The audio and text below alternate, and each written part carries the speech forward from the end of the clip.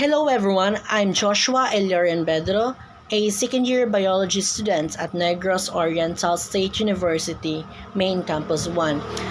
We are given this task to discuss something about the sports management.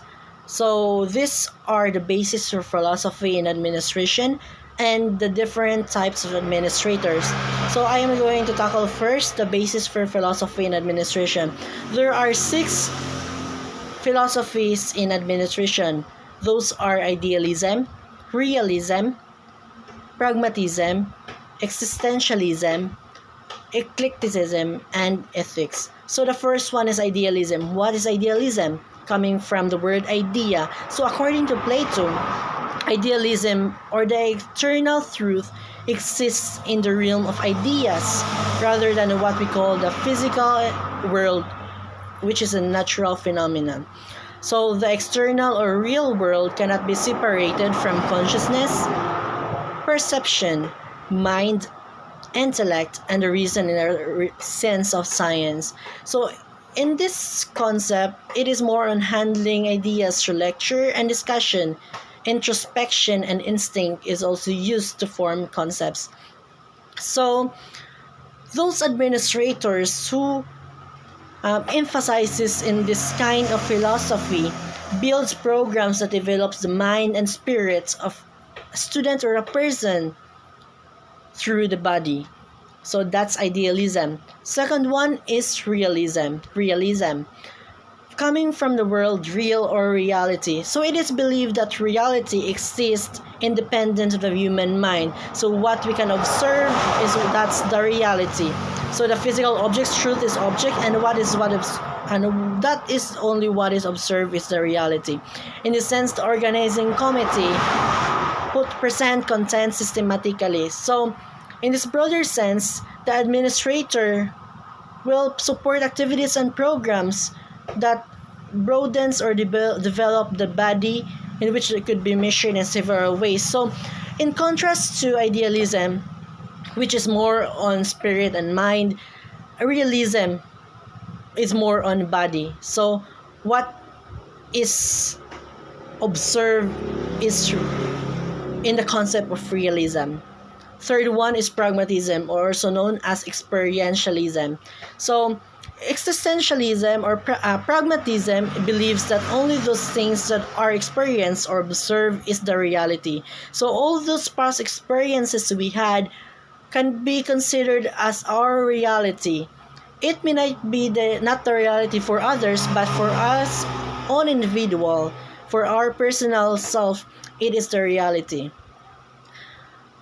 Reality is constantly changing, thus our experience is also constantly changing. The experiences we had may be different from other experiences. So it integrates all minorities into the mainstream of school and community life.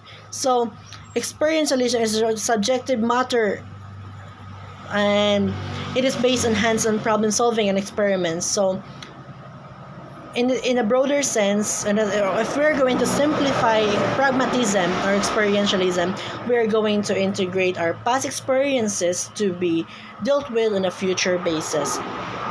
Fourth one is existentialism, coined from the term existence. So every one of us has different kinds of existence in this world. We are driven by different forces.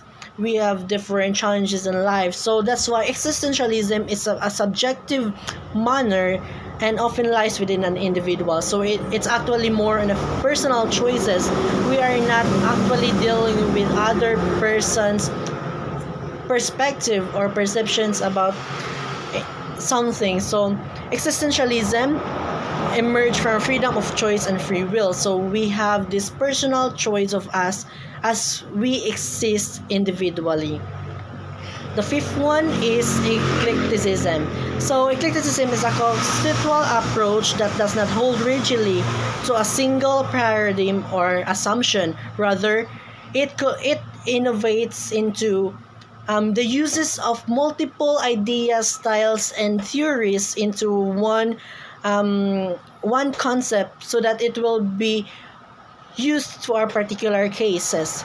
So eclecticism and almost all administrators um, must become eclectic at some point of their life in order to um, be concerned of regulating the conditions beyond their control.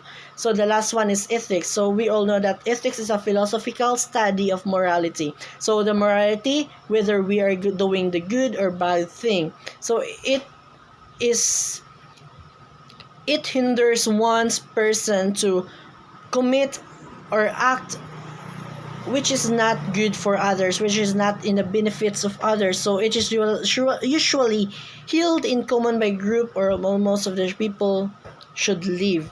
So ethics tells people how to act. So we're going to proceed to the types of administrators. So there are actually 4 types of administrators mentioned in the module of Dr. Carlo G. Bernaldez, which is I using as a reference in my discussion. So those are the laissez-faire or let alone, autocratic or authoritarian administration, democratic administration, and the eclectic administration. So I am going to discuss first the laissez-faire or let alone. So coming from the word let alone. So we are only handling in this type of administration is sometimes referred to as anarchy because the head person assumes a very low profile. Why is this so? Because it does not hold any government connection. It does not include different connections coming from our government, and also these are high profile individual. So you are going to work alone in order for you to generate concepts to be used in your own form in order for your own benefit. So that's it. So it's actually can be concluded as a negative kind of administration in this case. So the second one is autocratic or authoritarian. So there are different nations in the there are nations in the world that are using the autocratic authoritarian type of administration because because this kind of administration, the leader functions as a boss, or we're not going to call that a leader because the leader has a follower, or the follower also tells the leader what should be act. But in this case, the boss will order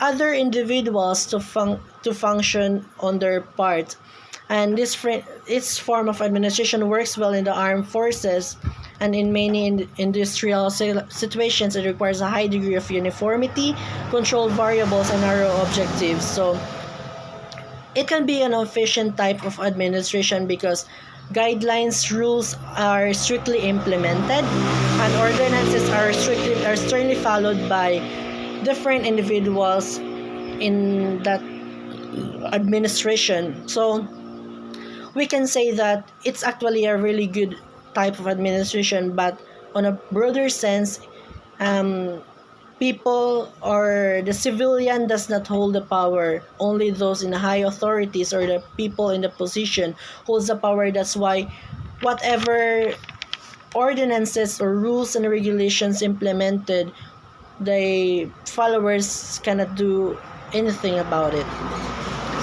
The third one is democratic. So in most authorities who belongs to this type of administrator supports the use of democratic form of administration. So the Philippines is a democratic country. That's why we can relate on this type of administration. In this type of administration, we are independent. We have the freedom to express opinion. We have the freedom of speech. We have the freedom of all kinds. But however, this freedom are bounded by laws. So that laws should be abided in order for us to conform a very good administration or the government form of government.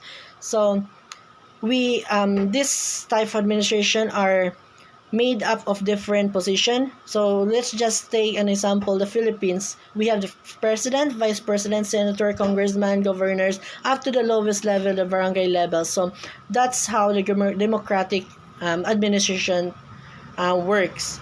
And it's a very good type of administration, the same as autocratic, but in contrast, have different terms and conditions.